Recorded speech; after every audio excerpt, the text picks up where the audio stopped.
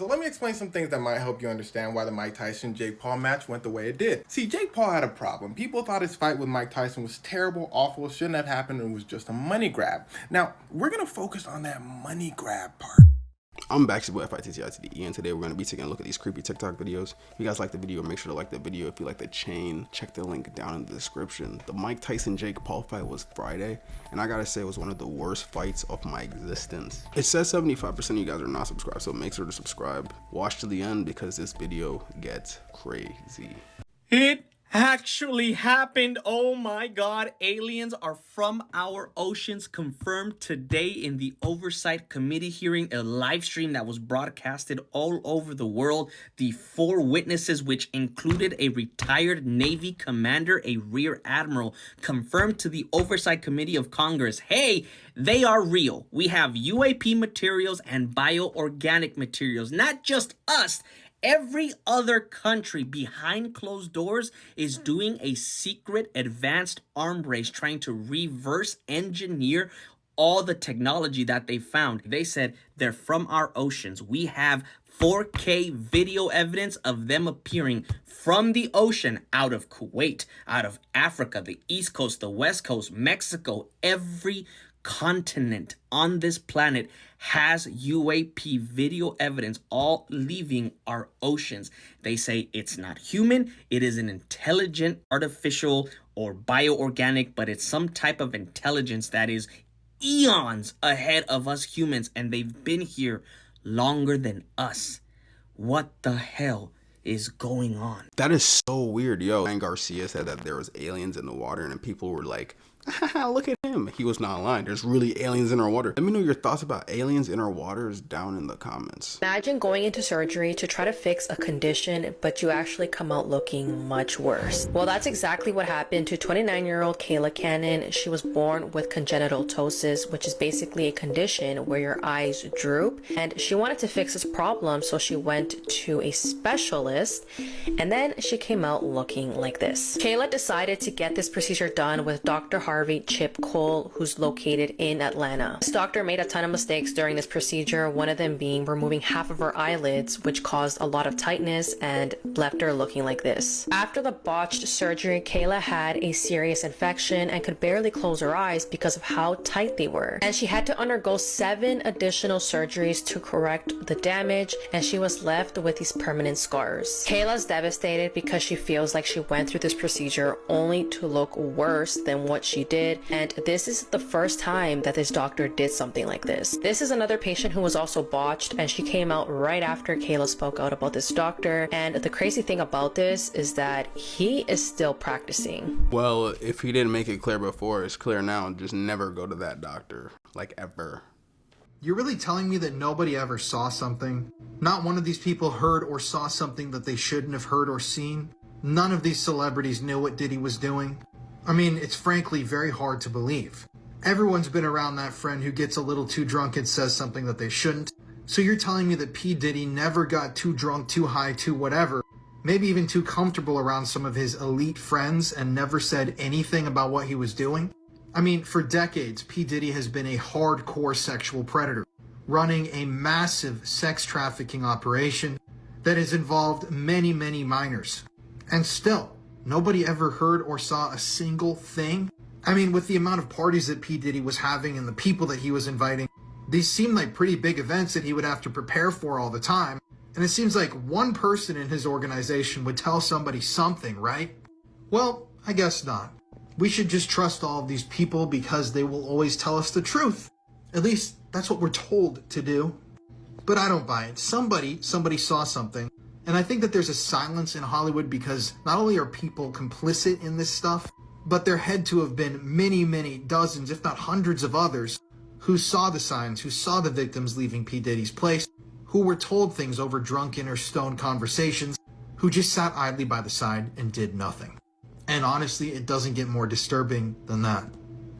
Just food for thought. In my opinion, I feel like a lot of people knew, but like when you have that much power, when you're P. Diddy, it's kind of hard to just be like, yo, he's out here trafficking. Like, you know what I'm saying? These are the creepiest things found in people's houses, part 1.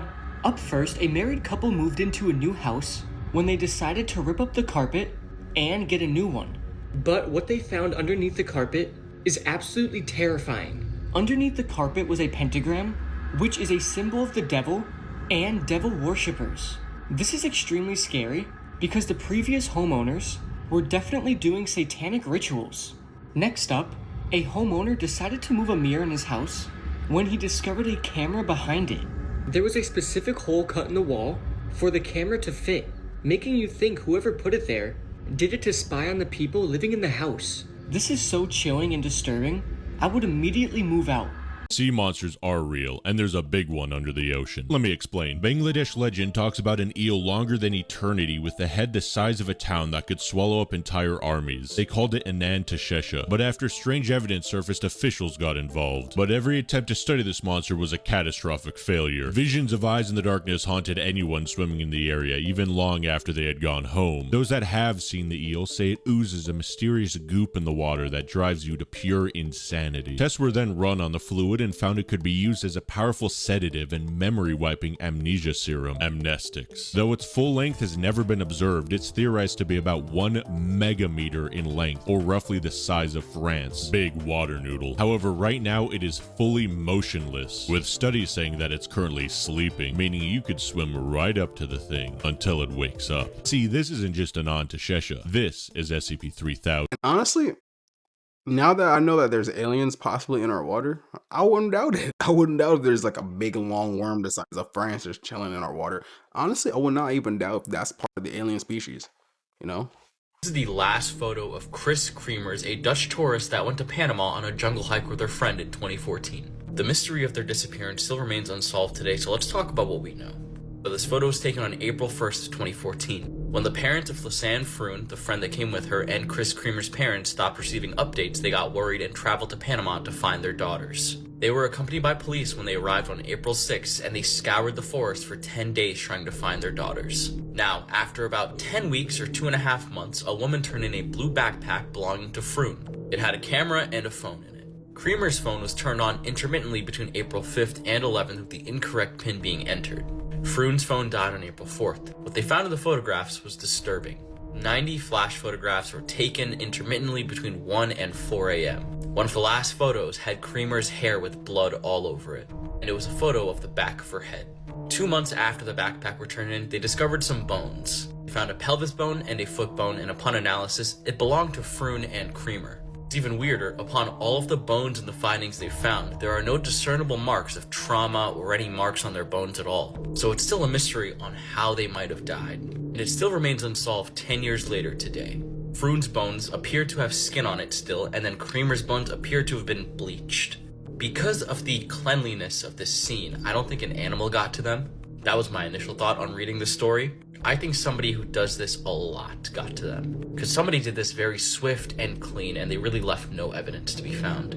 This story is one of those cases that keep me up at night. Let me know what you guys think about this case in the comment section below, and as always, these videos are for informational purposes only. Here's some news you actually want to hear. Alright, firstly, Spain has pre-approved a law that gives pets equal rights as humans. So by law, if you see a pet on the street, you have to treat them the same way as a child. Next, do you all remember the Success Kid meme? Well, from this meme going viral, this young boy was actually able to pay for his father's kidney transplant that was over $100,000. Now, believe it or not, but archaeologists actually found the real tomb of Santa Claus. And yeah, it might not be the Santa Claus you're thinking of, but the original one. His coffin was found under a Turkish church. Moving on, Portugal has made it illegal for bosses to contact employers after work hours. When is this going to go global? And finally, the dodo bird went extinct in the 17th century. However, after a DNA breakthrough, scientists say this bird could come back to life in the next couple of years.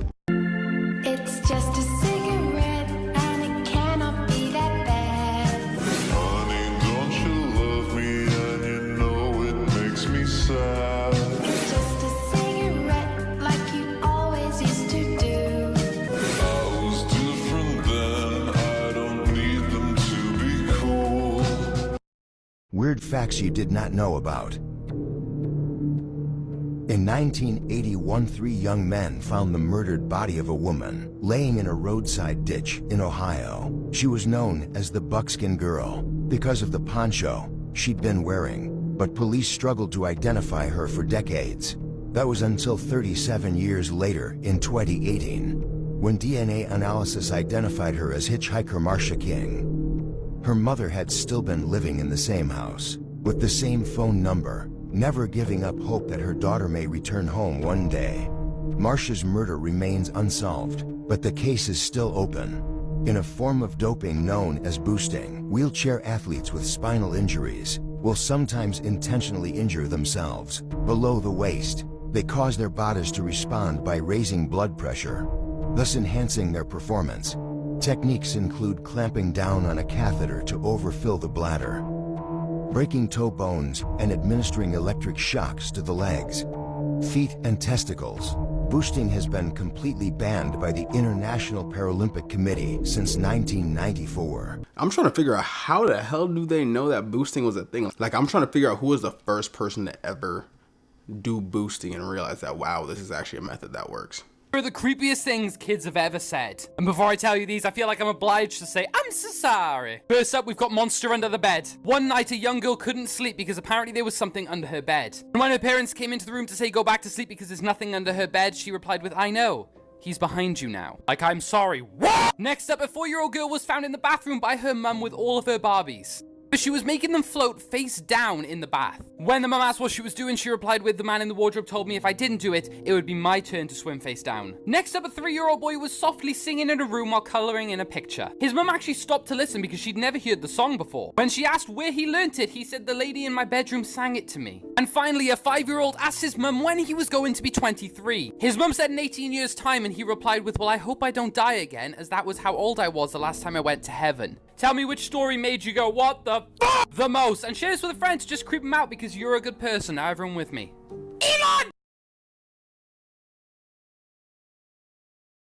5 days ago, these two girls made a TikTok saying they found a dead body in the morning, but the thing is, they weren't lying. Two girls from Texas, age 17 and 16, made a Snapchat of them stealing jewelry off of the dead body of a man they found in a drainage ditch. In the video, Bethany Martin, the 17-year-old, took the necklace off of the man's corpse and gave it to her friend who was recording. The younger teen told police that she put the medallion on her own gold necklace because it matched her fashion style. Both girls have been charged with theft to a human corpse, and police believe the man's death was a suicide. This is a true horrifying story, part 30. This story took place in Medina, Saudi Arabia in the year 2001. And the person who said this story is Dr. Yasser Qadhi. He's someone that is known in the community of the Islamic Da'iyas. There are exorcists from all religions, Muslims, Christians, and Jewish. And their job is to perform an exorcism session on a person who is possessed by a demon or a jinn. When Dr. Yasser was a student, he studied in Medina. There was a known exorcist that practiced ruqya for many years, and Dr. Yasser wanted to learn from him. Back at the dorm of the Islamic college, there was a student that is a fresh convert, just recently converted to Islam. He barely knows anything about the religion, small bits of the Quran, does not know the ahadith, and doesn't know the big scholars in Islam. One day, the students were reading Quran out loud back at the dorm, and this new convert student starts to scream and roll on the ground. They knew he was possessed, so they called Dr. Yasser. Now remember, Dr. Yasser was still a student back then. He was not an expert in exorcism. He goes there and has a 2-hour session of ruqya, the ruqya that he recently learned, trying to kick out the demon out of this kid's body. As he reads Quran, he would see an alien-like movement on the kid's body. His skin would ripple up and down. A human being cannot do this intentionally. He would follow the movement with his hands reading the Quran, and he would see it move somewhere else. After the session was over, the kid looked fine, and they got lunch for everyone to eat. They say Bismillah, and they ask the new convert to join them for lunch. He said, I'm not hungry, it's okay. As they were eating, one of the students drops a piece of his food on the ground and ignores it. The convert student immediately jumps like a snake, picks it up and gobbles it down with his left hand. Dr. Yasser lets the food go and gets up, knowing that this kid is still possessed. He tries to intimidate this demon by shouting, I'm gonna bring Sheikh bin Uthaymeen to read on you. Now Sheikh bin Uthaymeen is a huge Islamic scholar, and he passed away around that time in January 2001. This kid laughs hysterically with a raspy demonic voice. He gets up and he asks, Are you going to bring him back from the dead? This is when they all realized that this wasn't a human entity that spoke. How can this new convert know who Sheikh bin Uthaymeen is? And why would he say he's not hungry but ate food that dropped on the ground? And how was his skin rippling? Jinns can harm you, and the harm is tangible.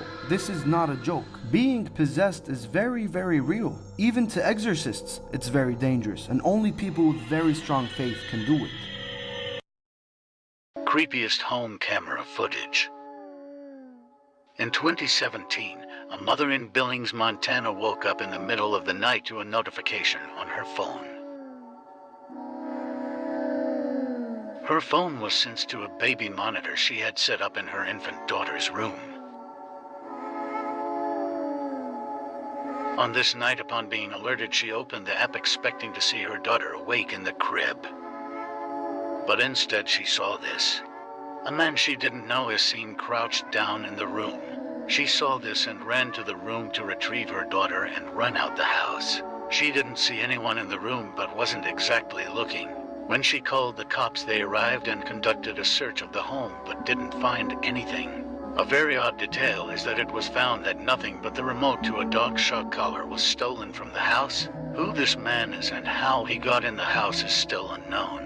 Submechanophobia is a fear of human-made objects submerged in water, and this could be partially or entirely underwater. So something like a ride where the animatronics come in and out of the water would trigger this. Some of the popular imagery associated with this fear comes from a Japanese folklore park, where a trio of river monsters rise out of a pond. Someone with this fear also may not like the idea of an underwater shipwreck. They may even not like the idea of a buoy. A part of submechanophobia is that people are scared that they could get stuck next to or underneath the underwater object, or that something more dangerous might emerge out of the foreign object, like a body or something, especially if the object is old and abandoned. This could also maybe lead you to believe that it is haunted. That's an interesting fear to me, just because of the fact that it's not necessarily something that's actually going to hurt them. It's more of a man-made object just underwater. If you have that fear, put your experience down in the comments. I have a few more pieces of information to add to the video that I made about missing aspiring LA actress Chanel Banks. If this is coming up on your For You page and you don't know what I'm talking about, go watch the video, but also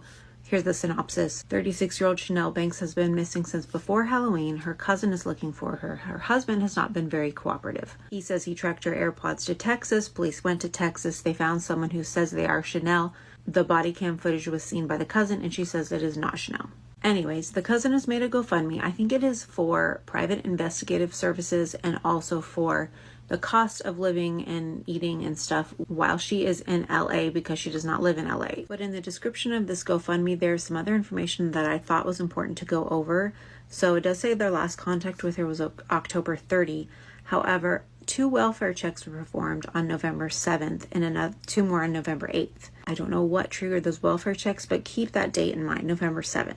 So Danielle says that on November 10th, so only a few days later, my aunt, she says, which I'm assuming is Chanel's mom, and I were able to get into the apartment. So very quick after they realized something was wrong. The only items we did not locate are her phone and laptop. She also does not have her vehicle because it's parked in her garage.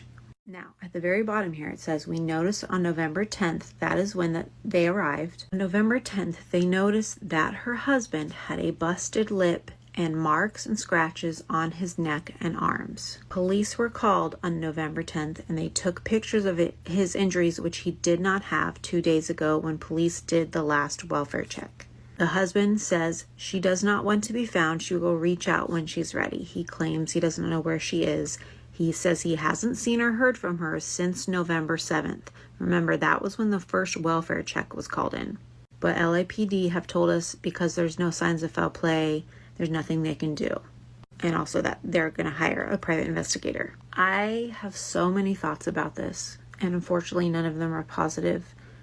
And it just makes me sick to my stomach hearing these details, knowing how so many of these cases pan out. And I feel like this one is just checking all of the boxes. Red flag, red flag, red flag. First off, if someone's going to go somewhere and they don't want to be found, why would they not take their car?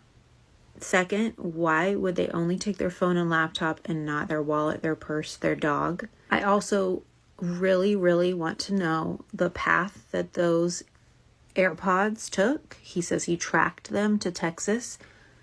Did they happen to go through any postal service locations? Did they travel on a highway? That would be very helpful information. There's so many other things that I could say about this, but I'm going to leave it at that. Let me know what you think. As promised, and before I'm accused of protecting this sorry excuse of a man, please meet the still practicing attorney accused of purchasing a 13-year-old girl in 2022. Karel Benjamin Skuman is 35 years old and appeared today in the Johannesburg High Court, pleading not guilty to the multiple charges, 26 to be precise, against him. He is currently the co-accused in a horrific trial detailing gross negligence and abuse of minors. The mother of the girl in question, 38 years old, has also pled not guilty to the charges laid before her. The trial, however, will resume on the 4th of November, where she will continue with her plea, seeing as there's 73 charges against her. Skuman is still out on bail of 30,000 Rand following his 2023 arrest. According to media sources, he is still registered as an attorney practicing under CBS Attorney. The Legal Practice Council, however, has also confirmed that there are 3 active complaints against him, none of which are connected to this case. As the trial continues next week, I'll be sure to keep you updated. And for those asking, yes, I will be covering this case in depth and in detail on my channel once the trial has concluded.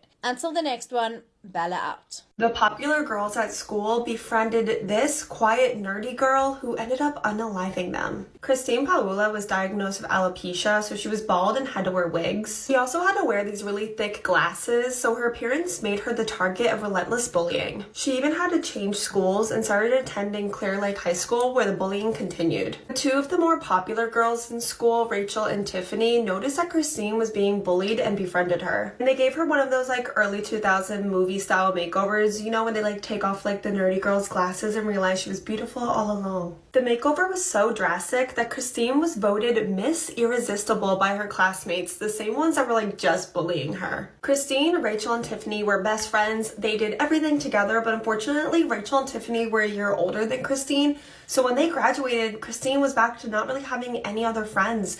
So she kind of fell into the wrong crowd. It was also around the same time that Christine started dating 21-year-old Chris Snyder. The two had like a really toxic relationship and started abusing hard substances together. And Tiffany and Rachel did not like their friend's new boyfriend. They like weren't into hard substances.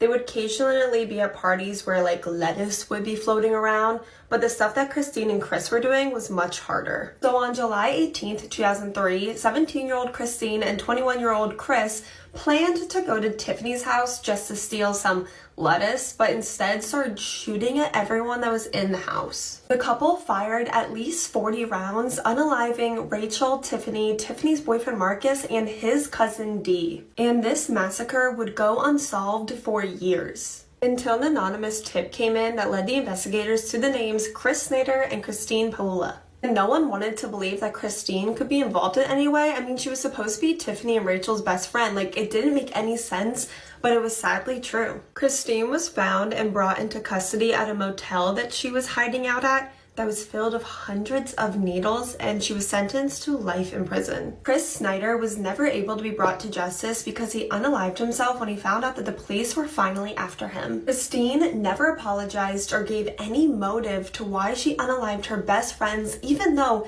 Tiffany and Rachel were the first people to ever show her any kindness. Now it's widely believed that she was just bitterly jealous of them because of how effortlessly beautiful and popular they were. Let me know all of your thoughts, theories, questions, and case suggestions in the comments. Like, I guarantee you, like, she was just really faded off of something, and then she did that. And now she probably regrets it, honestly. Hopefully she regrets it. This is probably one of the most chilling unsolved cases I've ever come across.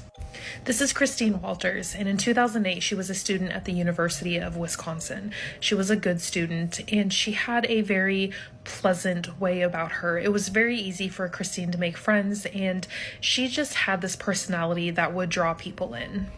Recently, Christine had started looking into the more spiritual side of things and had started teaching yoga and Pilates and was going to more health store foods and just looking at a more holistic way of taking care of her body. if that makes sense.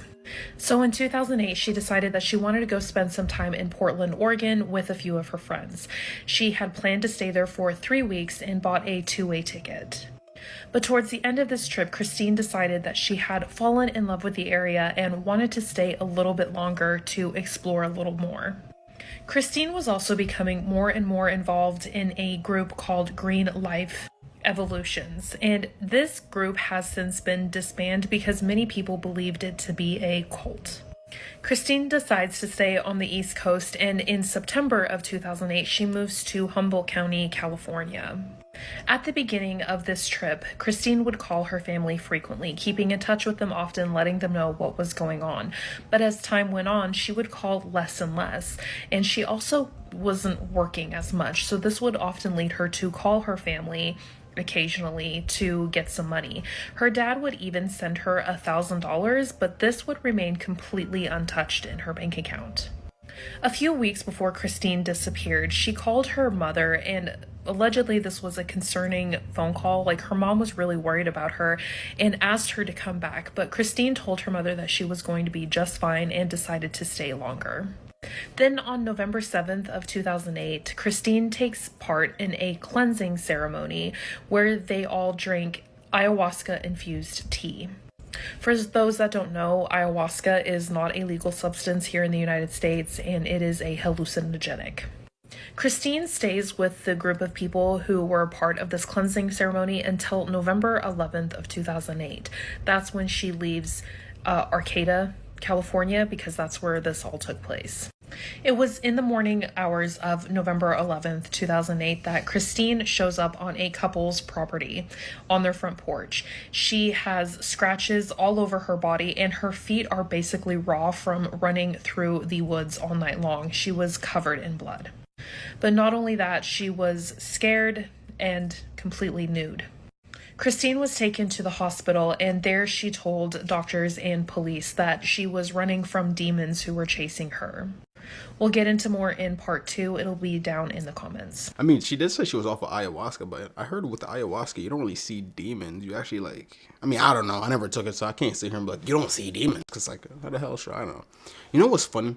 That's ironic that she said that at the end of that video, because Jake Paul, the reason why he versed Mike Tyson was because he took ayahuasca and he told him that he's going to fight Mike Tyson. And it did happen. So that's crazy. And we're about to take a look at that in the next video to see what was really going on with that fight.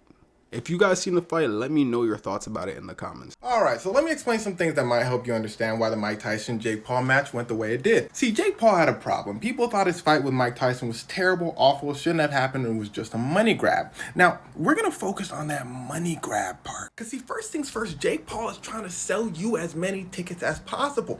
And he does that 2 different ways. One, the person he's fighting has to be entertaining enough for you to want to watch them. Mike Tyson, Anderson Silva, and a bunch of fighters who really stopped fighting a long time ago. Now, here's where things get a little interesting. See, the second thing that Jake does to sell you tickets is by trying to make you hate him. And well, that's kind of easy for him because everyone already hates him, but he puts on glasses. He calls himself the problem child. You want to see one of these older legends, so you watch the show. But let me let you in on a secret. Jake Paul is in a lot more trouble than you would think, because what he thinks he's doing is using the same strategy Muhammad Ali used. See, Muhammad Ali had a quote. It said, "Love me, hate me, I don't care, just buy a ticket." Because not many people know this, but when Muhammad Ali was first starting out his career, people hated him. Because Muhammad Ali was not your traditional boxer. He was always making jokes, always running his mouth, while other boxers were stoic, locked in. So people wanted to see Muhammad Ali get silenced. People would buy a ticket, Muhammad Ali would win. Jake Paul thinks he's doing the same thing again, but there's a key difference. The difference being, even though Muhammad Ali was all fun and games, deep down inside, he was a monster. A once-in-a-generational talent who could back up his mouth. So people would say, yeah, he talk a lot, but he could throw hands. Same as Money Mayweather, who took this strategy to the modern age. People would be like, yeah, he talk a lot, but he could throw hands. Jake Paul, people just say he talk a lot. So here's what he had to do. He had to keep changing his strategy every time because people aren't as dumb as you think. He's fighting retired MMA fighters about like the 3rd time. People are over it. They're not watching no more. Jake Paul like, where y'all going? They're like, we seen you do the same thing like 5 other times. Jake Paul is like, no, but I really want to be a boxer. People are like, well then fight a boxer. So Jake Paul changes his strategy. he fights a boxer named Tommy Fury. And Tommy Fury, who's Jake Paul's age and actually boxes, demolishes him. But Jake Paul didn't do too bad, but that's because everything he does is strategic. Jake chose Tommy Fury because Tommy Fury really just started his career for real. So Jake's team's thinking, okay, Jake's got a shot. Tommy Fury also don't knock people out. Jake's team thinking, we got this. They didn't have it because this is what Tommy Fury does. Now, are you keeping up so far? We're in phase 2 of Jake Paul's strategy. Phase 1, fight big name MMA fighters, make a lot of money. People get bored, lose a lot of money. Jake Paul says, y'all want to see me fight a real boxer? People say, yeah. Makes a lot of money. He loses, people are like, oh no, Jake can't box. We don't want to see it again. That's where Muhammad Ali and Mayweather were different. They can box, so people are like, okay, we can keep watching them. Jake Paul has to do something, and here's where it starts to get wicked. He says, well, what about Mike Tyson? It's the perfect plan because it's Mike Tyson, the baddest man on the planet. Kids, let me tell you something. If anybody ever looks at you like this, walk away. But anyway, funny enough, people weren't going for it. They still weren't really fooled. They said, oh, it's going to be one of Jake Paul's fake little WWE matches. So Jake Paul had to come out and say, no, there's knockouts involved. People were like, Then Jake Paul says, this is going on our boxing records. People then said, People said this is going to be attached to their records, their legacies. Mike Tyson finna take this serious. But people don't know Mike Tyson. See, Mike Tyson throughout his life has been through a lot. A lot. I might make a story on him one day. So much so he had to go through guided spiritual journeys and therapy or he was gonna... And it helped him escape the man he used to be, who he says he was terrified of. And well, y'all have to pay attention to what he is saying and how he's saying it. A lot of people saw a glimpse of, the new person Mike Tyson is from the interview he had with Jaslyn, who, by the way, is fantastic. He says, who cares about legacy? Legacy is nothing. We're all gonna be gone soon, turned to dust. Which means he probably doesn't care about his boxing records. But most importantly, look at who he's saying this to. He's saying this to a child. When you talk to a child, you're supposed to say things a certain way. But Mike Tyson just says how he feels. And that's why I think the Jake Paul and Mike Tyson fight wasn't scripted, but it's probably a lot simpler than that. I think on Mike Tyson's end, 1, he wanted $20 million that he got paid for the fight. And 2, he wanted to box again, just for fun. In fact, he says this at the end of the match. Just complete honesty. They asked him after the match, they said, you gonna do this again? What you're supposed to say is, no, I'm just an old man. These legs ain't what they used to be. Then everyone cheers. And then maybe you do it again if you feel like it. But he said, yeah, I think so. The interviewer said, oh, why? Because I have fun. He says maybe he'll box the other Paul brother. Who knows? But I feel like Mike is just coasting. Also, Mike Tyson's 58. Jake Paul's 27. There doesn't need to be a script. Jake Paul is going to probably win. Wait, but listen to me. Not every 27-year-old could just beat Mike Tyson.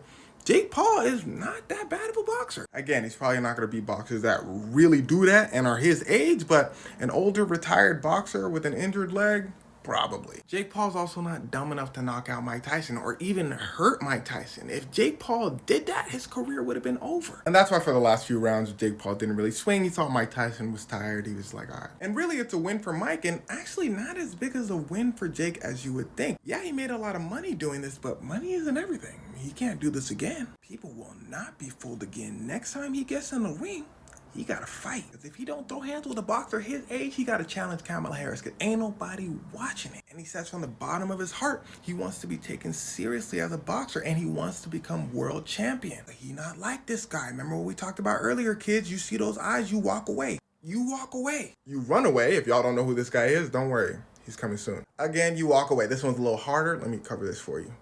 Walk away. This guy though, nah, there's something missing. You can approach. The Tyson versus Paul script was fully leaked all the way down to the bow Jake did in round 8. This profile on X posted it anonymously one day before the fight, explaining everything before deleting it today. A fake script has been going around that said Mike Tyson will get KO'd in round 5, but that one was clearly not real or an older script. This will give you goosebumps. I'm just going to read you parts, but if you want to see the full script, I'll show you it at the end. Round 1, opening bell rings and Tyson is showing flashes of his old form, but slower than his prime.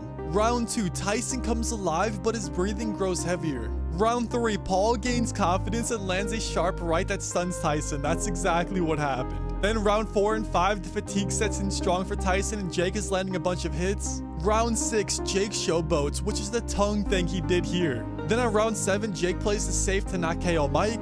And round 8 wins by decision and bows at the end. This is crazy. Follow, and if you want to read it yourself, it's right here. If you guys want to go back and pause the video so you can see what he's talking about, or you could just read it, you can do that. But yeah, like I'm saying, like I don't even know if that script specifically is real, but I truly feel like to an extent they just had an agreement behind the scenes. I truly don't think it was a real fight where they really want, you know what I'm saying? Because Jake Paul and Mike Tyson and the whole Paul brothers have actually been friends with Mike Tyson before this fight happened, before this whole thing happened. So I'm pretty sure they just signed something in the background, just say like, yo, let's run this, collect a quick, you know what I'm saying, a couple M's, go about our lives. So they kind of just scammed us. They didn't scam themselves, they scammed us. Like we kind of got scammed. Like I'm sure it was free because it was on Netflix. You know what I'm saying? It takes time to watch stuff like that. So I could have been sleeping, you know what I'm saying, get some crazy sleep, but instead I was up waiting to see Mike Tyson knock this shit out. Just for me to see the fakest, most scriptedest, garbagest fight of my life.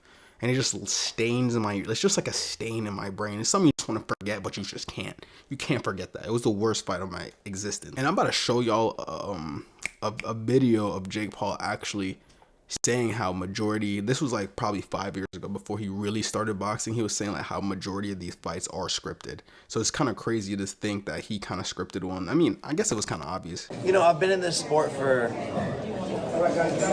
a year now, and like I probably shouldn't be saying this, but all of this shit's fucking rigged. You know, you see people whining and dining each other. You see people at Staples Center. Like who was at the Staples Center last night with KSI? Joe Markowski. People. This sport's rigged for sure. 100%.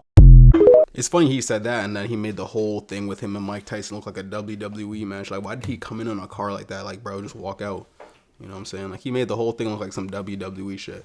And honestly, I give Jake mad credit because for someone that like really scammed the public, he definitely made a lot of money from it. So like, you know what I'm saying? As a promoter, as I guess you could see an influencer, as someone that's trying to market a fight, he's really good. I definitely think Jake Paul versus Conor McGregor would be one of the craziest fights of all time because they both are really good at promoting and marketing a fight. The way they talk to each other, certain words they just how they act would be really good. The thing about Jake Paul is like Jake Paul can kind of be cringy and kind of like, you know what I'm saying, you look at him like you can tell he's kind of acting sometimes. But with Conor McGregor, I feel like everything he says he really and truly means, you know what I'm saying? But me personally, I'm really upset by that fight. Like it really like made like it was like, in my opinion, a disrespect to the boxing world. It was kind of like he just spit on the boxing world. It was like whatever. But you know what I'm saying? As the cards before that were pretty good though, but I don't know, that fight was, if you didn't see it, I'd even recommend go watching it, bro, cuz like you're just going to waste your time. It was horrible. Let me know what you think about the Jake Paul versus Mike Tyson fight down in the comments. This fight was most definitely rigged. Here's some evidence you might have missed. Tyson was doing fantastic at the beginning, landing some big shots and knocking Jake around the ring. But that changed when Paul clinched with Tyson. It's alleged he whispered into Tyson's ear to cool it, and the message was confirmed received by Tyson with the affirming tap on the back. After that moment, Tyson became a stick in the mud, standing directly in front of Paul with no more aggressiveness to him. Like here, for instance, Tyson can see the right hand plain as day and makes no attempt to slip it. My next reason is Tyson was definitely pulling his punches. Tyson looked as if he was struggling to hold back and not throw punches at Paul. Here's a perfect example. Tyson deflects the shot off his shoulder, comes up in perfect position to land a counter right hand, but does nothing. Very uncharacteristic. And my final reason is Tyson biting his glove. The reason he was doing this was to remind himself not to throw punches and let Jake control the pace. Was this fight a fake? Let me know in the comments.